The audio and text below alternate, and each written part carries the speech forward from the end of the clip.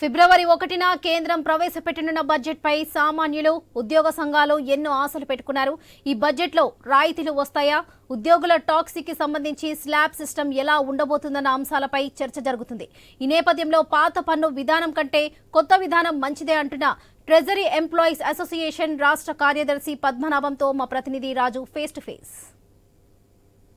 1వ తారీఖున కేంద్ర ప్రభుత్వం ప్రవేశపెట్టబోతున్నటువంటి వార్షిక బడ్జెట్ మీద అయితే సామాన్య ప్రజలు, ఉద్యోగులు, ఉద్యోగ సంఘాలు కూడా ఎన్నో ఆశలు పెట్టుకున్నారు.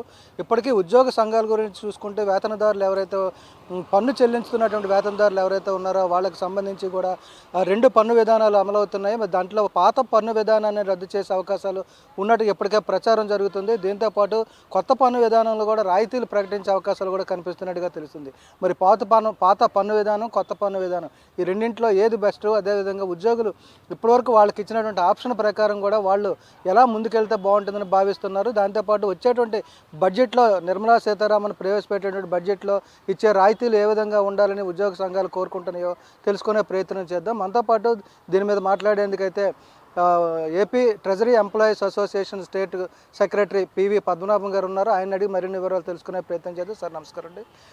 కేంద్రం ప్రవేశపెట్టబోతున్నటువంటి ఏదైతే బడ్జెట్ ఉందో ఇందులో పన్ను రాయితీలకు సంబంధించి కూడా చాలా ఊహాగానాలు ఉన్నాయి. ఏ విధంగా చేస్తే బాగుంటుంది? పాత పన్ను విధానం వల్ల ఇప్పటివరకు ఉన్నటువంటి ఎవరైతే ట్యాక్స్ పేయర్స్ ఉన్నారో వాళ్ళకి ఎంతవరకు మేలు కలుగుతుంది? నమస్తే అండి. నూతన ఇన్కమ్ ట్యాక్స్ విధానం అనే దాని ద్వారా ప్రభుత్వ ఉద్యోగులకి తక్కువ ఇన్కమ్ ట్యాక్స్ క్యాలిక్యులేట్ చేయబడుతుందండి. ఇది చాలా ఉపయోగకరం. ఇందులో ఇన్వెస్ట్మెంట్స్ మీద ఎగ్జామ్షన్ ఉంది. At the same time HRA exemption కూడా ఉంది. దీనివల్ల ఆర్థికంగా ఉపయోగపడుతుంది. కాకపోతే పూర్వం ఉన్న పన్ను విధానం ద్వారా కొంతమంది లాంగ్ టర్మ్ ఇన్వెస్ట్మెంట్స్ అయితే చేసుకొని ఉన్నారు.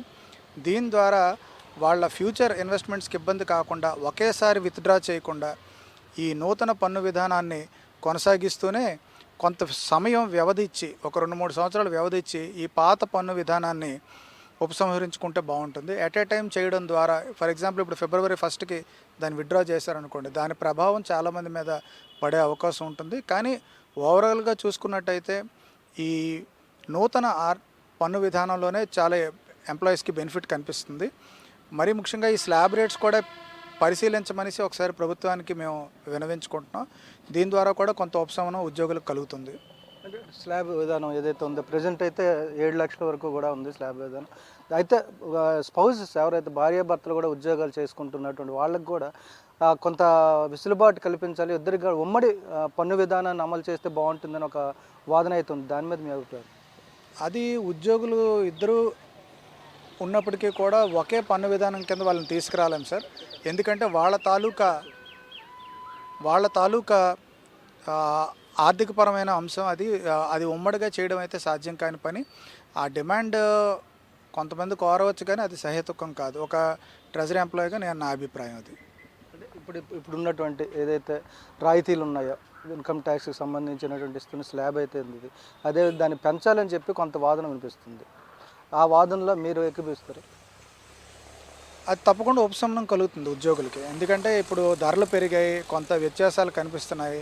అలాగే పిఆర్సీలో వ్యత్యాసం ఉంది. కాబట్టి ఆ స్లాబ్ రేట్ని అనేది ఒకసారి పరిశీలించి పెంచితే బాగుంటుందని మా ఉద్దేశం. ఏ రంగాల్లో ఇప్పుడు ఉన్నటువంటి ట్యాక్స్ విధానం కొన్న జిఎస్టీ పరిధిలోకి తీసుకొస్తే ట్యాక్స్ తగ్గే అవకాశాలు ఉన్నాయి? ఆ ఏ రంగాల్లో తగ్గించే అవకాశాలు ఉన్నాయి? దానికి సంబంధించి మీకున్నంత అవగాహన ఏంటి? మౌలిక వసతులు, వైద్యం, నిర్మాణ రంగం, అలాగే నిత్యావసరాలు ఏవైతే ఉన్నాయో వాటి రంగాల్లో ట్యాక్స్ని మరొకసారి పరిశీలించవలసిందిగా ప్రభుత్వానికి విన్నవిస్తున్నామండి. Thank you. ఇది మొత్తంగా చూసుకుంటే ఏదైతే రేపు ఫిబ్రవరి 1వ తారీఖున కేంద్రం ప్రవేశపెట్టబోయేటువంటి బడ్జెట్కి సంబంధించి కూడా ఉపశమనాలు కావాలని చెప్పి ఉద్యోగ సంఘాలు, అదేవిధంగా ఉద్యోగులు, సామాన్య ప్రజలు కూడా కోరుతున్న నేపథ్యంలో నిర్మాణ రంగానికి నిత్యావసర సరుకుల ధరలు పెరిగాయి. ఇప్పుడున్నటువంటి ధరలతో పోల్చుకుంటే ట్యాక్స్ అయితే చాలా ఎక్కువగా పడుతుంది. కాబట్టి కొన్ని నిత్యావసర వస్తువులు జిఎస్టీ పరిధిలోకి తీసుకొచ్చి ట్యాక్సులు కూడా పరిగణించి ట్యాక్సులు తగ్గించే అవకాశాలు ఉంటే బాగుంటుందని చెప్పి ఉద్యోగ సంఘాలు తెలియజేస్తున్నాయి. అదేవిధంగా కొత్త పెన్షన్ విధానం, పాత పెన్షన్ విధానానికి వస్తే పాత పెన్షన్ విధానాన్ని ఒకవేళ రద్దు చేయాలని కేంద్రం భావిస్తే మాత్రం కొంత సమయం ఇవ్వాలని చెప్పి ఖచ్చితంగా అయితే ఉద్యోగ సంఘాలు కోరుతున్న పరిస్థితి కనిపిస్తుంది. వీడియో జర్నలిస్ట్ స్వామితో రాజు, ఐ న్యూస్, విశాఖపట్నం.